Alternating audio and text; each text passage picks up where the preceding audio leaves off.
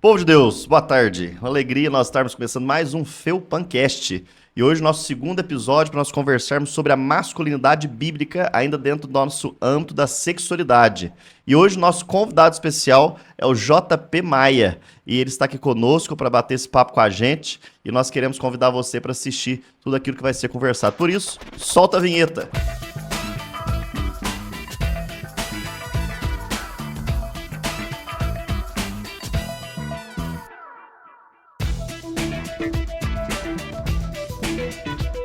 JB, alegria ter você conosco, que Deus te Obrigado abençoe. pelo Foi convite. muito bom os dias que nós passamos juntos aí, na Sim. quinta, sexta, ontem, e agora é pra gente poder gravar esse Felpancast, uma alegria pra nós poder receber você aqui.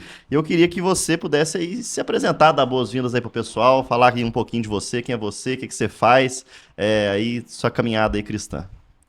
Então, meu nome é João Pedro Anzelotti Maia, tenho 22 anos, sou seminarista, estou terminando agora o segundo ano do seminário.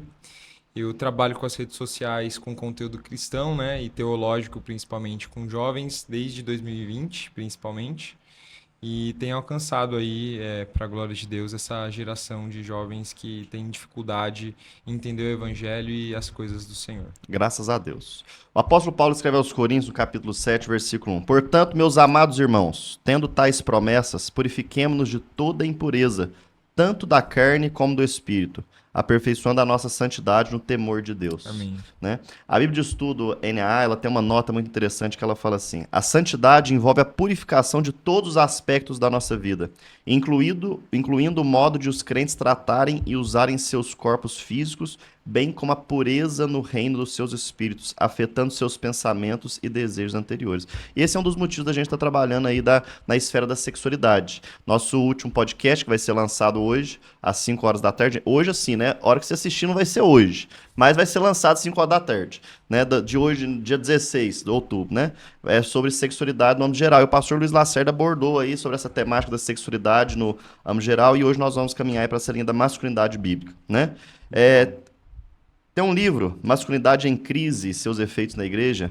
Página 12 do livro fala assim: alguns estudiosos das ciências e do comportamento têm afirmado que o Ocidente experimenta na atualidade uma severa crise de masculinidade, né? Diante dessa afirmação e obviamente que a gente está conversando aqui tudo sempre pautado nas escrituras, né? Na sua opinião, o que que gerou uma crise de masculinidade e o que que a Bíblia diz sobre a masculinidade?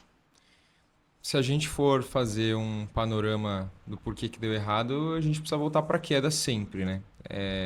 Não adianta só fazer análises histórico-culturais que fazem sentido, elas têm sua lógica, elas têm seu lugar, mas, em primeiro lugar, a masculinidade ela foi afetada com Adão, né?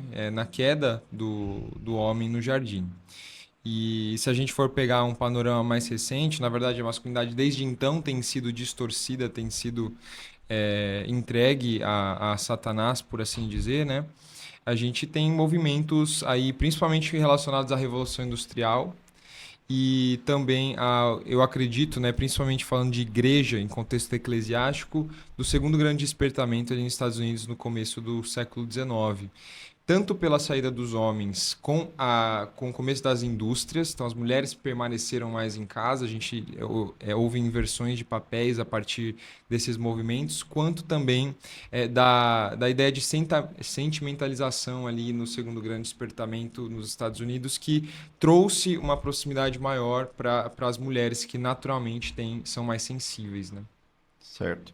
E diante dessa perspectiva, como que a Bíblia responde essas crises da masculinidade hoje em dia? Uma coisa interessante, né, que a gente pode falar sobre masculinidade é que as pessoas acham que o ser masculino está muito mais ligado com o estereótipo, né, o É, estilo de vida, conduta, é, comportamento, do que talvez princípios cristãos, né? sim, O sim. que que a Bíblia diz para nós do ser homem? O que é ser homem à luz das Escrituras? Essa masculinidade bíblica, como que a gente pode ensiná-la?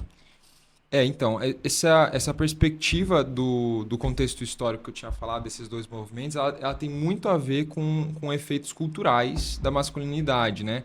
Se a gente pensar em estereótipo como essa parte da nossa cultura, a gente pode olhar para esse âmbito histórico social. Agora, quando a gente fala sobre Bíblia, masculinidade não é meramente um fenômeno cultural, né? Ela não é uma questão simplesmente de estereótipo de cultura, né? Essa cultura, os homens são aqueles que jogam mais bola, ou os homens são aqueles que se vestem dessa forma, que se vestem com calça. Existem culturas em que os homens, por exemplo, vestem saia, né? E isso é tido como algo masculino naquela cultura. Mas, biblicamente falando, masculinidade tem a ver com a essência, a disposição que Deus colocou no coração do homem e que por conta do pecado, obviamente, está manchado, né? A gente pode entender, e eu acredito até que no último podcast foi falado isso também, né? Mas a essência da masculinidade bíblica é a liderança. Eu acredito que, partindo desse pressuposto bíblico, a gente entende que esses movimentos culturais e sociais afetaram, sim, a liderança masculina, no Ocidente, principalmente, né? A gente vê isso de forma muito afetada. E a Bíblia, ela nos ajuda nisso porque, através de Jesus, a gente pode redimir aquilo que o pecado afetou, né, nas nossas vidas, para a gente poder usar aquilo que Deus nos deu, não mais para os nossos prazeres, não mais para o pecado, mas sim para a glória dele, né? Legal. Então, a gente poderia falar que ser homem à luz das Escrituras é ser líder. E esse ser líder é saber tomar decisões, é saber proteger pessoas, Uhum. é saber cuidar de Sim, pessoas, sim. né? É desenvolver uma liderança, né? Liderança não é algo, às vezes, pela cultura, a gente pode aplicar a liderança como sendo algo autoritativo, né? Alguma coisa assim, tipo, Sim. é, que você, você impõe as coisas. Só que isso não é ser homem, isso não é ser líder, né? Ser líder, então, seria esse cuidado, essa proteção, Uhum. tomar decisões, É. né? Tem muito mais a ver com papéis que são estabelecidos do que exatamente com um valor intrínseco próprio. Como se o homem tivesse um valor superior à mulher, né? Se a gente for tomar por esse sentido. Uhum. Eu lembro até que a gente conversou sobre a essência da feminilidade, que não é o nosso tema hoje, mas como submissão. Mas não é porque a mulher tem como essência da sua feminilidade a submissão que o homem também não precise ter submissão. Na realidade, nós somos chamados a ser submissos uns aos outros pela Bíblia e, na verdade, isso acaba sendo um reflexo do caráter do próprio Cristo. Porque, no fundo, a gente não está tratando coisas que Deus criou meramente no homem e na mulher e acabou aí. A finalidade não existe para além disso. Nós somos, ao cumprir a essência da masculinidade nos homens e as mulheres, ao cumprir a essência da feminilidade, a gente está refletindo o caráter do próprio Deus, né? Que também, na pessoa de Jesus, foi submisso, mas que também, na pessoa de Cristo, foi líder, né? Ele liderou ali os discípulos. É uma coisa que ficou marcado no nosso último podcast, foi que o pastor Luiz pegou e falou, né? Submissão não é coisa de mulher, submissão é coisa de crente. Uhum, Todo crente é submisso, uhum. né? Submisso a Deus, Isso, submisso às escrituras, submisso exato, aos uns aos outros, para a exato, gente cumprir esse papel, né? exato. E se a gente fosse pensando nessa questão cultural, bíblica, né? Qual a diferença entre a masculinidade bíblica e o estereótipo que a cultura tem colocado sobre o ser homem? A gente percebe, deixa eu tentar dar uma esclarecida nessa pergunta, né? A gente percebe hoje homens muito preocupados com a aparência, Uhum, né? Refletindo uma aparência. E é academia, músculos e buscando assim uma estética perfeita. uhum, E tudo que foge desse padrão da estética, às vezes a pessoa é tido como não sendo uma coisa masculina. É uhum, tido como, às vezes, homossexual ou uma pessoa que não é o verdadeiro homem, né? uhum. Como que a gente poderia... Que resposta a gente poderia dar bíblica para esse tipo de pensamento? Que, inclusive, tem dentro da igreja, Sim, sim, né? De que se o homem não é desse padrão, ele não é homem, sim. né? Inclusive, teve já situações que eu presenciei de homens dizendo que ser homem é não lavar louça dentro de casa. Uhum. Né, por causa de contexto cultural de criação, né? Sim, sim. Né? O que a gente pode dizer biblicamente para esse tipo de pensamento que tem reinado assim dentro das igrejas? Biblicamente, a Bíblia ela não condena o estereótipo como algo pecaminoso em si mesmo, como algo errado em si mesmo.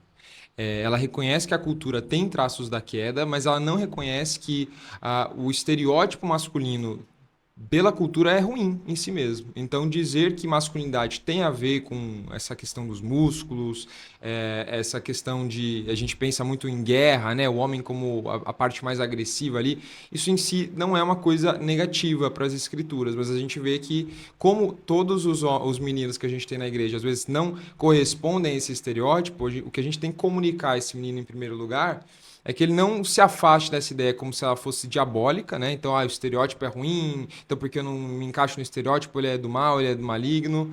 Ao mesmo tempo, a gente não deve idolatrar o estereótipo como se ele fosse a totalidade da masculinidade. A gente conversou, inclusive, na palestra aqui na igreja com os meninos, que nós somos homens de verdade na medida em que nós imitamos a Cristo. Então, a verdadeira masculinidade é imitar a pessoa de Jesus. Cristo é o padrão. E exatamente. E Jesus não é definido na Bíblia, né, na sua masculinidade, a partir da sua voz grossa. Ele não é definido a partir dos esportes da época que ele jogava ou deixava de jogar. Mas ele era definido a partir do seu caráter. Ele é definido a partir do seu coração. Que ele era definido a partir da ideia de manso e humilde, de bom pastor, do fruto do Espírito, né, que ele tinha e que depois a gente percebe que, no fundo, a gente só está tentando refletir aquilo que ele mesmo já era, né? Então, a ideia é que nós homens precisamos buscar ser como Cristo. Ele é o homem perfeito, ele é o modelo ideal. E a Bíblia não descreve o modelo ideal a partir dos estereótipos culturais, ainda que eles não sejam negativos em si mesmos. Exatamente, né? E é interessante pensar também, tinha até uma pergunta ontem no Fala Sério, que não deu tempo da gente poder fazer, mas que ela falava mais ou menos sobre essa questão, né? As meninas, desde cedo, elas são criadas para serem responsáveis, cuidadoras, meninas polidas, enquanto os meninos são inúmeras vezes infantilizados. É. Tanto é que a gente tem visto aí uma crescente dentro das igrejas, né? Eu tenho conversado com outros amigos, pastores também, dizem que cada dia que passa, tá ficando mais mulheres solteiras dentro da igreja e tá faltando um homem dentro da igreja. Homens para se relacionar, homens para assumir postura de liderança, homens para poder entenderem o seu papel do masculino. Muitas vezes preocupados com o estereótipo e poucas vezes preocupados com o essencial, né? De que é refletir a imagem de Cristo, né? E aí acabam que essas meninas amadurecem, crescem, e os homens amadurecem muito mais tarde quando não se tornam parte aí da geração do mimimi, né? Que tem sido aí muito evidenciado hoje em dia. Até que ponto isso influencia na masculinidade e feminilidade das pessoas? Como assim, até que ponto? Em que sentido? O fato dessa criação dos pais. Porque a gente percebe que os pais querem gerar meninas cada dia mais responsáveis, protegendo-as, e os meninos são cada dia mais largados. Né? Largados e não ensinam esses meninos a tomarem decisões. Né? São super protegidos. Né? Até que ponto isso influencia na formação da masculinidade das pessoas, essa criação dos pais? O que você diria agora para os pais sobre isso? Eu diria que esse tipo de criação afasta os meninos da essência deles de liderança, né? Porque nos efeitos da queda na masculinidade foi a gente ter a tendência contrária à essência que Deus colocou em nós. Então a gente percebe que o homem já é mais naturalmente, quando eu digo naturalmente, dentro da realidade da queda, ele já é mais naturalmente inclinado para a passividade. E aí, quando a gente tem mães superprotetoras que não exigem dos seus filhos responsabilidade, que não exigem que eles tenham participação dentro de casa nas atividades, que na verdade é muito mais do que nas atividades, digo, lavar a louça, também precisa engajar na atividade da própria família, né? Com os pais mesmo ali, submetendo aos pais, participando das tarefas do lar, mas também das pessoas dali. Mas ao fazer isso, ela corrobora para essa inclinação natural nossa do pecado para a passividade, né? E esses meninos acabam se afastando do padrão que é Cristo, daquilo que Deus fez e gerou neles.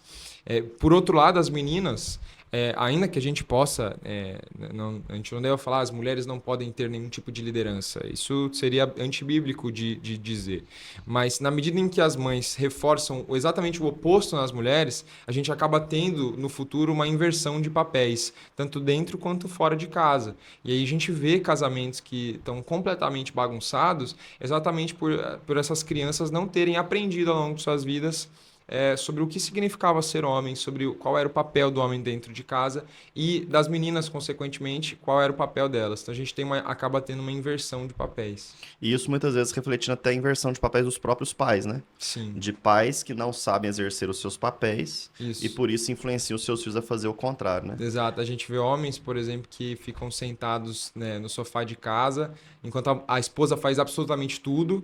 Ele trata a casa dele como se fosse um hotel, né? E o filho, através daquele exemplo, ele tem a ideia do que é ser homem, então, dentro de casa. Ah, então, ser homem é ficar sentado enquanto minha mãe lava a louça, enquanto ela faz absolutamente tudo, e meu pai está aqui, então, para descansar como num hotel. Isso é muito prejudicial para a imagem, e isso é uma forma também de desonrar o Senhor. Né? E como que a gente pode ajudar os pais a entenderem essa função deles de ensinar melhor os seus filhos nessa conduta? Como que a gente pode auxiliar? Qual palavra para os pais para que ele, olha, ensine assim o seu filho, sabe, de maneira prática. Como que os pais devem se conscientizar em relação a isso? Porque, assim, como alguém está acompanhando adolescente, assim, mais de perto, né? Pastor de adolescente também aqui na igreja. A gente percebe que os adolescentes estão crescendo no Senhor, se desenvolvendo no Senhor, e a sensação que dá é que os pais estão ficando tudo para trás. Sabe? E aí, em vez dos pais promoverem a fé desses adolescentes, inúmeras vezes eles atrasam a fé desses adolescentes, Uhum. né? Então, o que que a gente poderia dizer para esses pais, não como exortação, talvez, mas como uma instrução, né? Como instruir os pais a exercerem as suas funções de autoridade dentro de casa, de pai e de mãe, que ensinam os seus filhos na masculinidade e também, claro, na feminidade, né? Abrangendo aqui as meninas, né? Uhum. Mesmo que não seja o tema, mas também cumpre esse papel. O que que a gente poderia instruir os pais em relação a isso? Eu acho que, em primeiro lugar, largar a mentalidade de que o papel de ensinar e de aprender Bíblia é do pastor. Porque tudo começa a partir da palavra de Deus. Se a gente tem pais que não têm contato com a escritura diariamente, eles não têm contato com nenhum tipo de estudo da palavra de Deus, eles não vão conseguir instruir seus filhos da maneira bíblica. Então, abandonar em primeiro lugar essa ideia de que a Bíblia fica com o pastor, de que o ensino fica para o pastor e é só o pastor que deve ensinar, a gente acaba terceirizando funções que Deus entregou para os pais. E é a partir do ensino das escrituras que eles terão as ferramentas necessárias para ensinar os seus filhos. Eu não consigo ensinar aquilo que eu não sei. Eu não posso esperar do pastor me ensinar tudo aquilo que eu preciso para ter meu filho. Eu preciso tomar responsabilidade sobre a minha vida espiritual, sobre a vida espiritual dos meus filhos em casa. E isso eu acho que principalmente para os homens dentro de casa é a parte mais importante, que eles deveriam estar liderando os seus filhos nesse sentido espiritual, de estar guiando espiritualmente os seus filhos dentro de casa, ensinando a palavra de Deus, aprendendo a palavra de Deus e não simplesmente deixando isso a cargo da IBD ou do pastor no domingo. Uhum. E eu queria aproveitar essa deixa, né, até pra gente poder falar pra você, pai e mãe, que vai nos assistir. Ontem nós falamos sobre isso no Fala Sério, e eu vou repetir a mesma pergunta que nós fizemos ontem no Fala Sério pro JP, que eu gostaria que ele explanasse isso novamente para deixar registrado, para você, pai e mãe, escutar. E a gente fala isso com muito temor ao Senhor, porque a gente tem vivido uma geração de adolescentes que estão buscando cada dia mais relacionamentos entre pessoas e pouco relacionamento com Deus. E Uhum. uma das coisas que nós abordamos ontem, e que eu gostaria que o JP repetisse, é por que não acreditamos em namoro de adolescentes? Uhum. Em primeiro lugar, porque eu acredito que não há perspectiva de casamento na adolescência. Se a gente enxerga o namoro como uma vontade que eu tenho de ficar com uma outra pessoa, de suprir carências emocionais, e eu estou com outra pessoa, a gente está desonrando a Deus, porque a palavra de Deus, ela é contra essa ideia de um homem e uma mulher se juntando, se conhecendo e buscando o interesse amoroso, romântico, sem levar a ideia do casamento. Então, dificilmente você pega dois adolescentes que estão namorando que têm uma previsibilidade de casar. Eu acho isso extremamente insensato. Eu acho isso acho uma falta de sabedoria, de fato. Então, em primeiro lugar, por essa falta de perspectiva. E, que vem da pergunta: por que você está namorando uma pessoa sem perspectiva qualquer de casar? Isso leva o adolescente a entender que ele não está namorando de fato para honrar a Deus dentro de uma relação de casamento, mas sim porque ele está buscando suprir vontades emocionais e demandas que ele tem ali na adolescência, que são legítimas, mas que não acredito que o modo de lidar com isso seja namorando uma pessoa numa idade que você não tem ideia de quando você vai casar. mas também porque parece que há uma inversão de prioridades. Há uma inversão de uma escala de amores no nosso coração, em que a gente está muito mais preocupado em encontrar uma outra pessoa sem sequer conhecer o Senhor, do que, de fato, mergulhar no Evangelho, aprender mais sobre Cristo, anunciar Cristo para as pessoas. Os adolescentes hoje estão muito mais preocupados em estar com uma outra pessoa do que pregar para o amigo dele que é ateísta na escola. E aí eles, até falei isso ontem, né? E aí a gente procura figuras que estudam, figuras que estão se empenhando para o reino de Deus, para responder às eventuais questões que os nossos amigos ateístas tenham, ou que os nossos amigos da escola que não conhecem a Cristo ainda nos façam, né? Então a gente vê que é uma perda de tempo, no fundo. Porque ao invés de estar contribuindo para a progressão do reino de Deus, para que Cristo seja conhecido, para que o evangelho seja anunciado, eles ficam dentro de casa com seus namorados, para postar foto ou para, como eu disse, suprir carência. Mas eles não pensam de fato em conhecer a Deus, eles nem sequer se questionam. E a maioria deles, eu vejo até, passa o tempo da adolescência e eles saem da igreja, porque eles sequer conheceram a Deus, eles sequer tiveram essa fase de conversão, de encontro com o evangelho, porque não estavam prestando atenção nisso, não estavam dando importância para isso.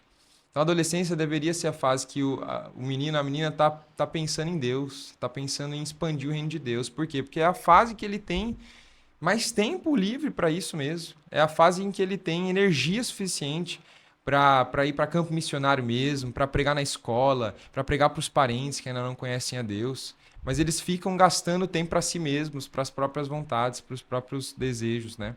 E se tem uma coisa que Jesus fala, é que a gente precisa calcular o custo de seguir a Ele.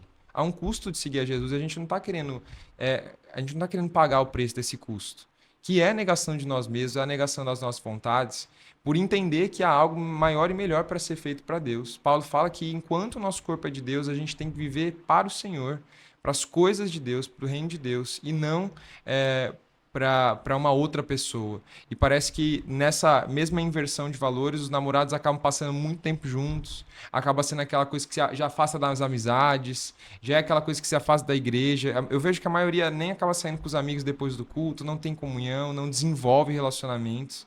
E a pessoa fica presa a outra ali, muitas vezes nessa relação de dependência emocional. São várias questões, às vezes nem traumas são resolvidos e ele já quer ali uma outra pessoa. A pessoa não consegue nem dar conta de si mesmo. Eu tinha comentado também sobre a questão financeira, né? Os meninos têm que ficar pedindo dinheiro pro pai para ir comprar lanche. Eu acho extremamente vergonhoso, para falar a verdade, assim. É uma fase que a gente não deveria estar se importando com aquilo que a gente tem se importado. E nem ficar, JP. Isso Essa é aí a já... pergunta que a gente faz. Eu tô te repetindo que já me perguntaram, né? Tipo, nem ficar, JP. Aí a gente fala assim, não, nem ficar. Aí a pessoa fica indignada, mas como assim, nem um beijinho na boca? O que é isso? Deixa meu filho desfrutar da adolescência. Deixa meu filho desfrutar da É juventude. muito triste os pais que pensam assim, né? Mas é extremamente cultural a ideia do ficar, né? A gente não percebe que a gente desonra a palavra de Deus, por quê? Porque não tem um versículo. Não ficarás, mas... Mas tem princípios. Exato. E, na verdade, os mesmos princípios estão no Antigo Testamento, né? Paulo, quando ele vai falar sobre as imoralidades da cultura da época, que não necessariamente estavam no Antigo Testamento, ele usa princípios do Antigo Testamento, inclusive, para começar a falar contra as ideias, contra as práticas, os comportamentos culturais da sua época. E, da mesma forma, a gente pode fazer isso hoje, né? Por que o ficar é pecado, né? Por que ficar ele tem um princípio de desonra a Deus muito grande? Porque se a gente entende o papel do homem como um mandato cultural de Deus, desde o jardim, desde antes da entrada do pecado no mundo, Que é a liderança. que é a liderança e que é também a ideia de cultivar e guardar a criação, a gente olha para um outro corpo e esse corpo não pertence a nós. Quando eu estou namorando uma menina, essa menina não me pertence. Ela pertence a Deus. O corpo dela pertence a Deus. O meu corpo também não pertence a mim, pertence a Deus.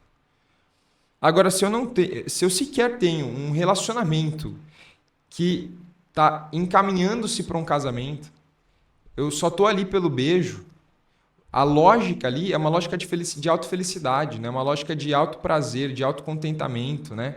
Que tira Deus da jogada, tira Deus da equação. Para eu me satisfazer né? E tem uma ideia emocional, mas também tem uma conotação sexual ali, né? Porque a gente sabe das demandas sexuais dos adolescentes. Eu estou suprimindo a ideia de buscar Deus, de buscar contentamento em Deus para buscar numa outra pessoa através do beijo. Então eu estou numa lógica de felicidade de buscar prazer para mim mesmo, da minha maneira, do meu jeito, e eu uso um outro corpo para me dar isso. A Só que ideia eu do não, pirulito, né? sim, só que eu não preciso do compromisso. Eu não preciso da responsabilidade. Eu não preciso agir como homem. Eu não, Não eu- preciso liderar, não preciso isso, cuidar, não preciso proteger. exatamente, exatamente. Eu Eu só posso uso usar e jogar fora. isso, exatamente. É uma lógica de descarte, é uma lógica até masturbatória, é bem parecido. Porque eu não tô usando o meu corpo para a glória de Deus. Eu estou usando ele para a glória das minhas vontades, para a glória dos meus desejos, do meu próprio coração. E aí eu utilizo o corpo da outra pessoa como um objeto mesmo sexual, como um objeto mesmo de prazer, né? Eu não estou enxergando o outro como alguém a quem eu estou me doando, a quem eu estou protegendo, a quem eu estou liderando. Eu utilizo a menina, eu utilizo o menino numa lógica de felicidade própria, entendeu? Da minha vontade, não é de Deus. Deus tá fora disso. Eu não vou buscar em Deus a minha felicidade. Eu não vou buscar em Deus o meu contentamento. Eu não vou buscar prazer em Deus. Eu não vou buscar gozá-lo para sempre, como fala o catecismo, né? De Westminster. Eu vou buscar nessa menina, nesse corpo aqui. Mas aí depois eu descarto, depois eu fico com outra, aí depois eu fico com outra, aí depois eu fico com outra. Então é uma lógica muito egoísta dos desejos, né? Não ter um compromisso é muito melhor que ter um compromisso, né? É tipo assim, É mais fácil. é mais fácil, é muito melhor, né? É, E uma coisa que você falou ontem também que marcou o pessoal foi, né? A gente se contenta com o pirulito, que é um prazer ali pequeno ali do exato. momentâneo, É, enquanto o evangelho nos oferece um isso, banquete. exatamente. A lógica do ficar é exatamente isso. É pouco prazer. É muito pouco prazer. É um prazer de baixíssima qualidade. Perto do que Deus poderia nos Perto de oferecer. quem Deus é. É isso que os adolescentes se esquecem, né? Na verdade, que essa vontade, ela é legítima. Eu entendo que há um desejo, existe uma questão na adolescência. Eu sei que vocês não são robôs, que não são pessoas que não têm desejo. Então não é uma pedra. Eu entendo isso. Mas, ao mesmo tempo, você está buscando prazer no lugar errado. O problema não é buscar prazer, o problema é buscar prazer no lugar errado, o problema é buscar satisfação no lugar errado, o problema é buscar felicidade no lugar errado. E ao buscar felicidade, prazer, contentamento no lugar errado, você peca, você desonra a Deus. Porque é como se você dissesse assim, Deus, você não é tudo isso para mim, não. Eu não quero encontrar felicidade em você, eu não quero que você me satisfaça, eu quero me satisfazer do meu próprio jeito, da minha própria maneira, e eu vou usar esse corpo sem cultivar e guardar, eu vou utilizar esse corpo nessa minha lógica de consumo mesmo, porque é uma lógica consumista mesmo. Eu uso, depois eu uso outro, depois eu compro outro, é tipo um danoninho, né? Você come um danoninho, aí já acabou o danoninho, eu vou pro outro danoninho. É uma lógica de consumo, só que você está tratando o ser humano como um objeto de prazer próprio e não de fato de entrega, de serviço, de proteção, de liderança, como a gente estava falando. Então é uma perversão dos papéis para você, no fundo, dizer assim: ó Deus, eu vou escolher a minha própria maneira de ser feliz. Eu vou ser feliz desse jeito, do meu jeito, não do seu. Né? Então, a gente conclui até agora que ser homem é eu liderar, eu aprender a liderar, a cuidar, a proteger, a tomar decisões, desenvolver um relacionamento com Deus, né? Priorizar o Senhor na minha vida, porque quando eu entendo quem Ele é e busco quem Ele é, isso se torna a minha maior fonte de prazer, de felicidade, e se torna muito mais fácil ser um discípulo de Cristo seguindo as Escrituras, né? É difícil falar não, pecado, a gente sabe, Sim. mas é possível, porque o Espírito Santo está dentro de nós, né? E caminhando nessa lógica ainda nessa perspectiva de relacionamento, vamos pensar agora na perspectiva do jovem, né? O jovem, ele quer passar o carro na frente dos bois e casar de todas as formas possíveis. E a gente percebe que é de duas uma. Ou o jovem quer casar muito rápido para poder não cair em pecado, ou para poder corrigir erros porque já está vivendo em pecado. E inúmeras vezes o jovem, né, o homem, ele não sabe tomar decisões no tempo correto, do jeito certo, para poder desenvolver a sua espiritualidade, né? O que a gente pode pensar sobre isso? Sobre esse relacionamento do jovem que às vezes quer atropelar processos, ao invés de esperar o tempo certo, né? Qual tempo seria esse, em termos a estudos, finanças, as emoções em relação ao pai. A gente percebe que às vezes os pais não querem liberar os seus filhos ainda para poder casar, né? Porque, não, espera formar primeiro, espera terminar sua Sim. faculdade, né? O que que a gente pode dizer agora para o jovem que está vivendo em pecado ou que quer passar o carro na frente dos bois? Em primeiro lugar, converse com alguém de confiança, especialmente o seu pastor. Se você está lidando com um problema de imoralidade dentro do seu namoro, a primeira resposta não é terminar. Por quê? Porque há uma boa notícia dentro dessa má notícia do pecado. É que você sente atração por essa pessoa. E infelizmente hoje a gente tem lidado muito com aquela frase do amor como uma decisão, tratando as coisas como se fosse uma mera amizade, né? Então o menino ele vê uma menina legal na igreja, ele não tem atração física por ela, não se vê nisso, né? De fato. Mas ele acha a menina legal, ela é uma menina crente, aí todo mundo já fala para os dois ficarem juntos, aí eles tentam algo, mas tenta de modo forçado, sem de fato a atração ali, sem de fato a parte importante de qualquer relacionamento amoroso, que afinal é o que nos distingue de amizades. Mas no fundo ele não percebe que ele só está numa amizade com essa menina, né? E aí você pergunta, mas vocês não lidam com tentações, né? Não, não, para mim é de boa. E aí você percebe depois que isso não é uma boa notícia, né? Porque na realidade, parte essencial do relacionamento é a atração física. Então, dentro dessa má notícia, que é uma má notícia, sim, pelo amor de Deus, não vou tratar isso como algo bom, há uma boa notícia. Se há tentações, então tem uma parte significativa. Então, isso é já um motivo para dizer que tem partes que são constituintes boas para se casar com uma pessoa, né? Uhum. Uma parte boa tem, mas a parte ruim é que você tem se favorecido ao invés de favorecer o Senhor, né? Você tem amado mais a você mesmo e os seus interesses do que a Deus. E isso é o problema, isso é o grande problema. Por quê? Porque se você não está conseguindo se controlar no namoro, o que garantirá que você conseguirá se controlar no casamento? Diante da tentação de uma outra mulher. Por que que eu estou falando isso? Não é nem de uma maneira legalista, como se a graça de Deus não pudesse operar em nós, mas eu me pergunto verdadeiramente assim, o que é que leva uma pessoa a chegar nisso? E você precisa se perguntar, tenho ficado muito sozinho dentro de casa? Eu tenho me colocado em situações que eu sei no fundo que vão levar a isso? Porque a gente consegue evitar esse tipo de coisa. Se você estivesse na igreja, você não ia ter caído em imoralidade com a sua namorada.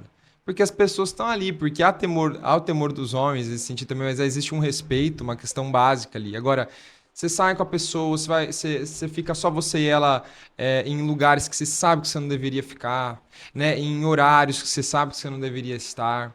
Isso não é, de novo, não é um trato legalista da coisa, mas é de fato um cuidado com o seu coração, né? A Bíblia fala para a gente guardar o nosso coração. E parte de guardar o coração envolve a gente entender que existem limites físicos num relacionamento também. Eu preciso impor limite de horário, eu preciso impor limite de lugares, eu preciso impor limites. E estar cercado de acompanhamento pastoral.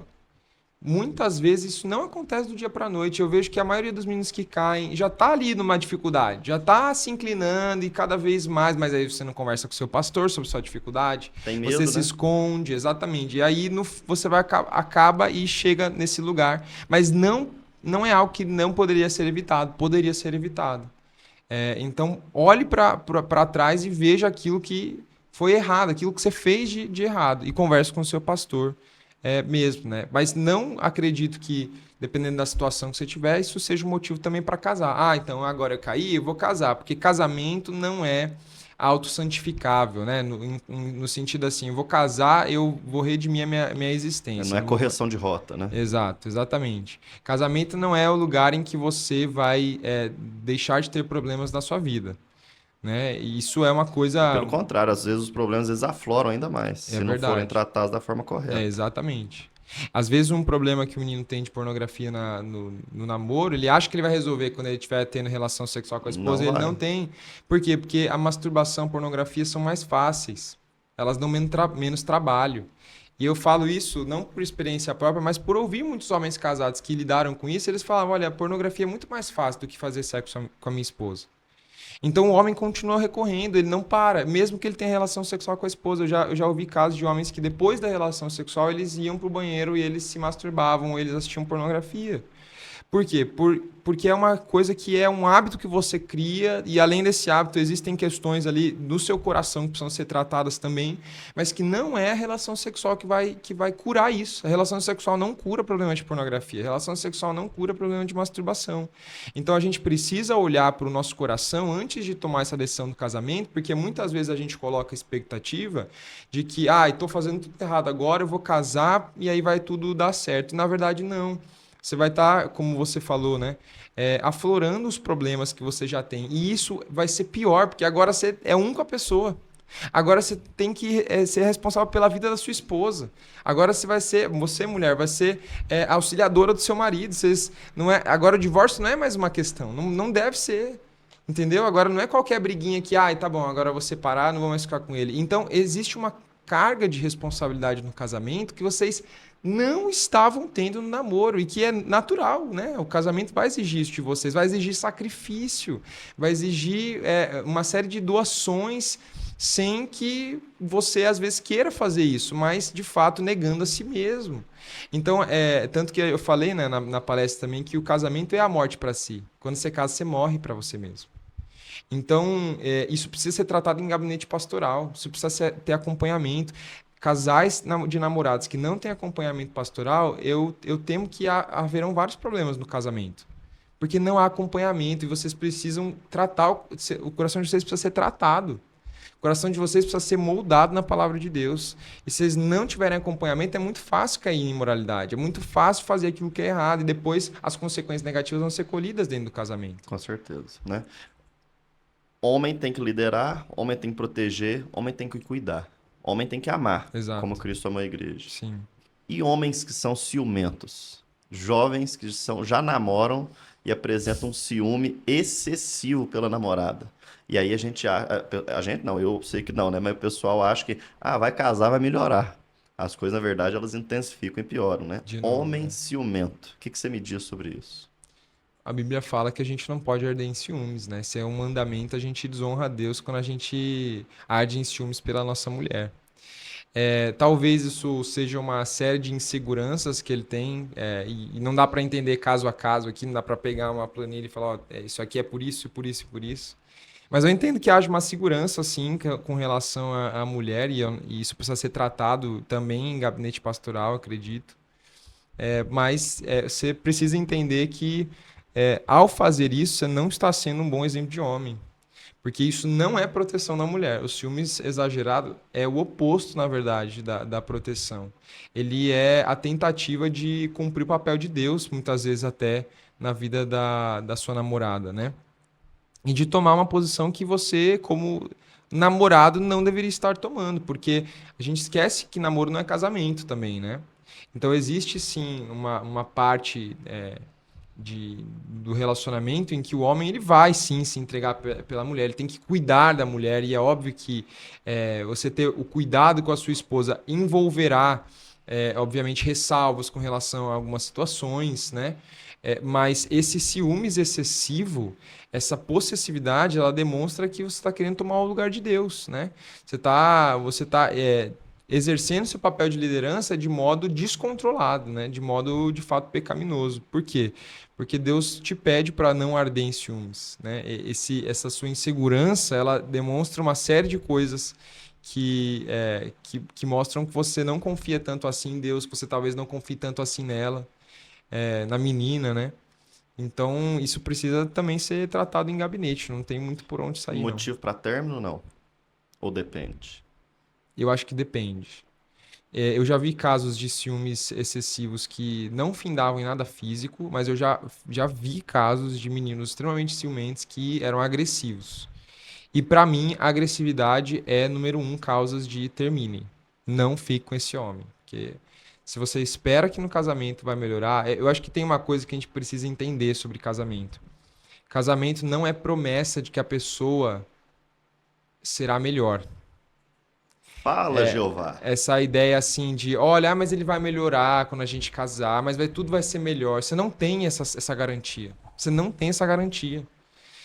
De que a pessoa ela vai mudar 360, de 180, que ela vai ser outra pessoa. Isso não é garantido para nós. Existem muitas meninas que se frustram. Por quê? Porque, eu vou me casar. Ele tem esse defeito que é muito negativo. Olha, isso aqui, ó, era um motivo, mas acho que ele vai melhorar.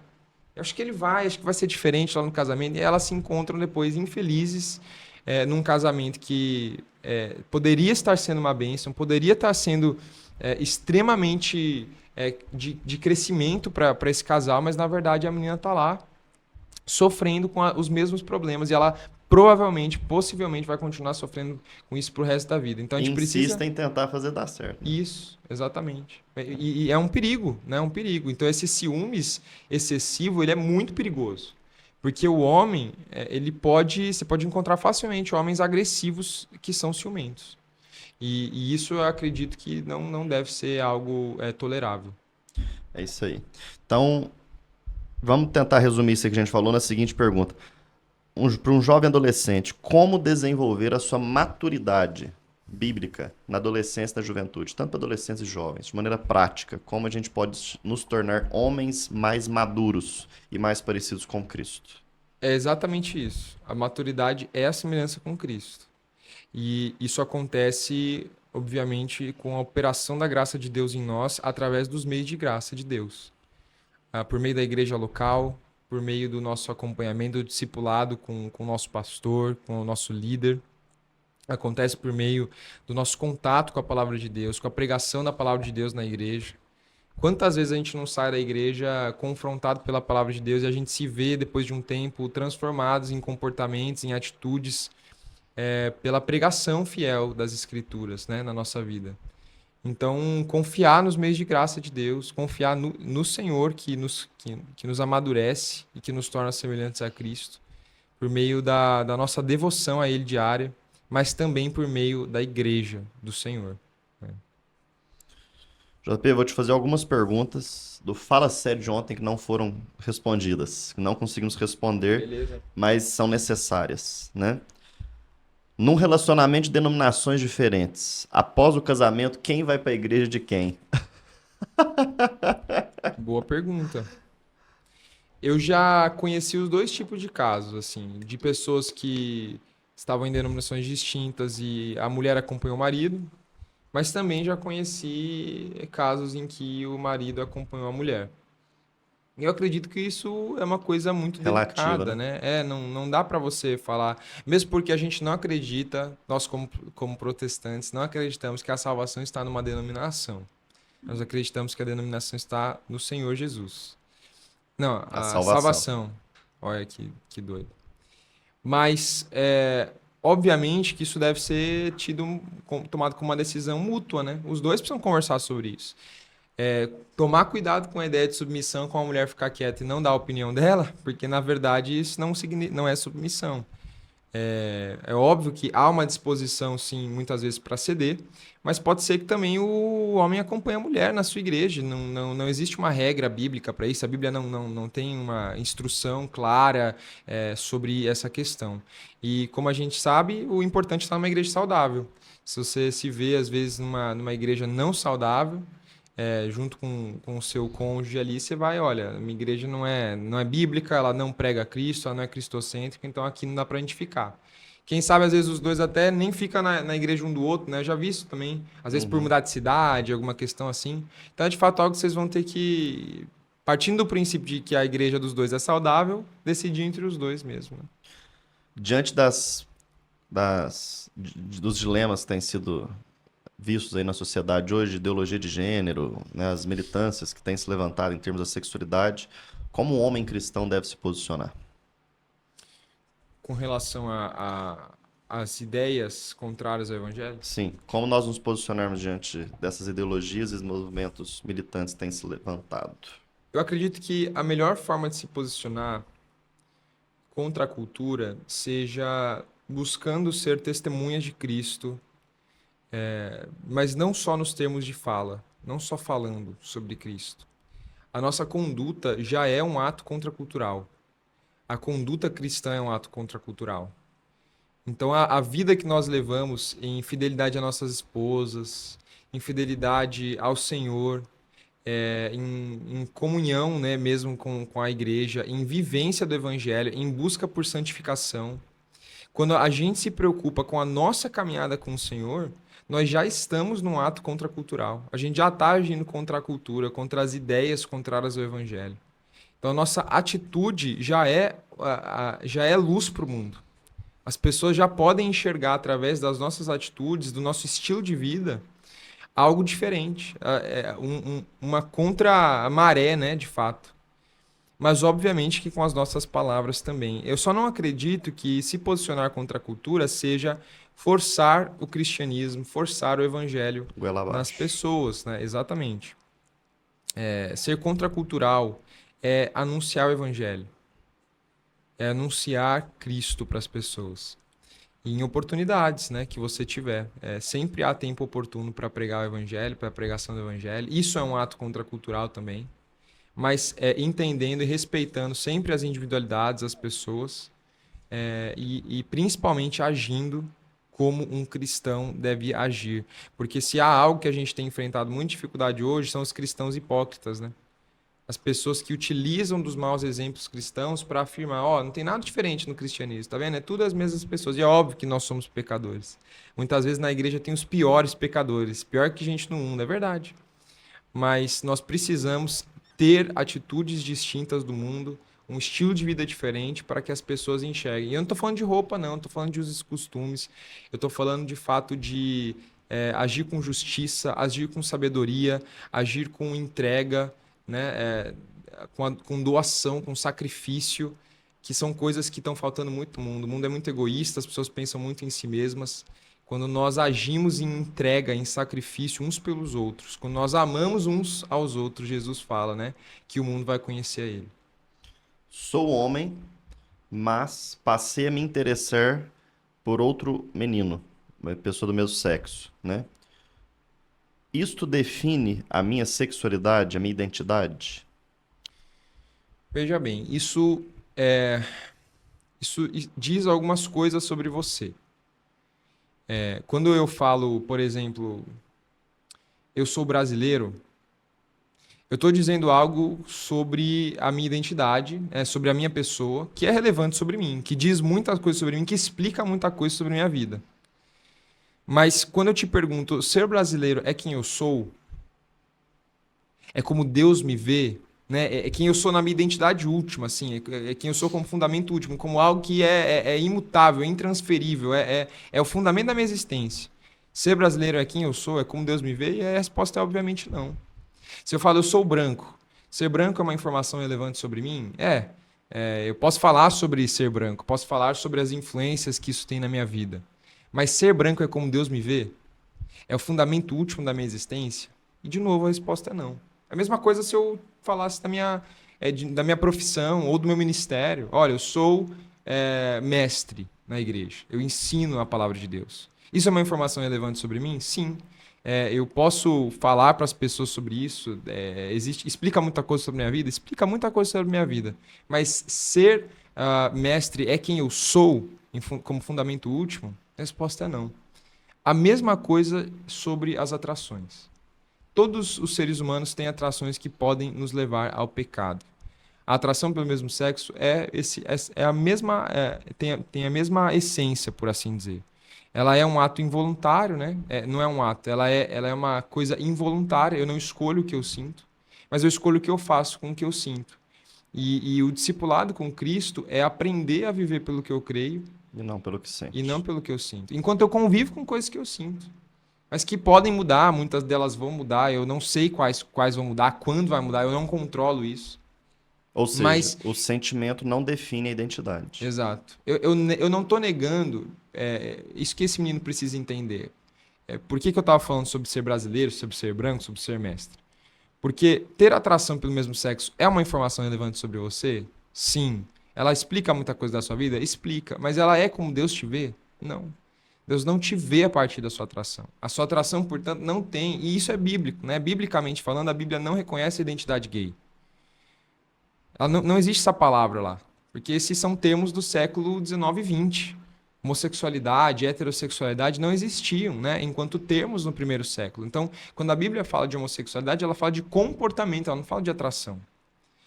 E, portanto, se ela me define a partir de outras coisas, né? Se ela me define a partir de Cristo, Efésios 2, né? Tá a base da nossa identidade. Ou a gente tem Cristo ou a gente não tem Cristo. Ou a gente tem a vida ou a gente está morto nos nossos delitos e pecados. É assim que Deus vê as pessoas. Ele separa as pessoas por Cristo. Se eu tenho Cristo, então eu me defino a partir dele. Sou definido a partir dele. E não das minhas atrações. Ainda que eu não negue as minhas atrações. Você não precisa negar as atrações pelo mesmo sexo que você tem. Você precisa negar o poder delas de te definir. Essa é a questão. Ela não pode ter poder de te definir. Passei a me interessar por meninas depois de ter acontecido algo comigo. O que devo fazer? Acho que já meio que encaixa a pergunta, mas a resolução prática, né? O que devo fazer diante desse sentimento? Sim, primeira coisa que eu perguntaria seria o que é gostar de menina, né? Mas eu acho que essa é uma pergunta de gabinete pastoral. Talvez seu pastor teria que te fazer essa pergunta. Para entender de fato o que está acontecendo, é muito difícil a partir dessa pergunta só entender o que é gostar de menina. Eu já conversei com uma menina uma vez, que ela falou para mim assim, ó, JP, eu tenho atração por mulheres. Aí eu perguntei para ela, o que é atração por mulheres? Ah, eu tava na televisão e achei aquela atriz bonita. Aí eu falei para ela, mas você sabe que atração não é achar as pessoas bonitas? Aí ela, como assim? Eu falei, ter atração por meninas não é você achar meninas bonitas. Não é isso que significa ter atração. Posso achar minha avó bonita, eu não tenho atração pela minha avó. Posso achar meu pai bonito, eu não tenho atração pelo meu pai. Achar as pessoas bonitas não é ter atração. Atração é outra coisa. E aí eu entendi que ela não tinha atração, não. Ela só achava as meninas bonitas. Ela descobriu uma coisa na vida dela. Ela achava algumas meninas na vida dela bonitas. E não havia nada de homossexualidade nisso, né? Enfim, o que eu quero dizer, né? Porque às vezes você vai a partir dessas perguntas, entender outras coisas sobre você. Mas diria para você procurar uma pessoa de confiança dentro da igreja. Seu pastor, de preferência, uma pessoa que você confie, né? Para de fato se abrir sobre essas questões.